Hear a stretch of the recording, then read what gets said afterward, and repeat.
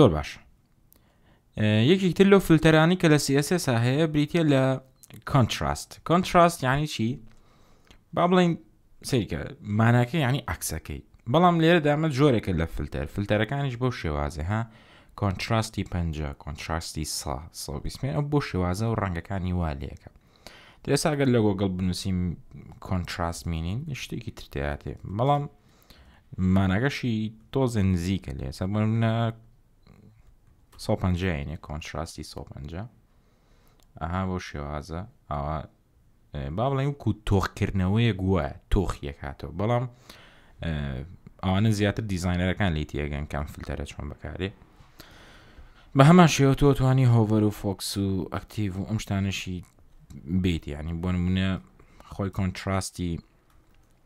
ئەگەر سفری بینێ بزانین کاڵیەکاتەوە ئەها ئاواز هیچی نایەتێ سامە خۆی بای دیفۆڵت سەیە ئەگەر بۆ نمونە ئەکتیڤاتاکە کلیکم لەسەر کرد کۆنتراستەکەی بکە بە 150 ئێستا بۆنە ئەها کلیکێکی لەسەرەکەم ئەوێ بە 150 ئەمەش جۆری نینەکان زۆرن کۆندیشناڵیتەکان زۆرن باشە بە هەمان شێوە برێک پۆینتەکان کۆنتراستی 150 ئەگەر لە حاڵەتی میدیەم زیاتر بوو کۆنتراستی 150 ئەگە بچووکتر بوو 125 لێرەشدا تۆ توانین کەستمایزیکەی و لێرەشدا خۆ دەتوانی بە سکوێر براکێت بۆ شێوازە نرخی بیت خواتان لەگەڵ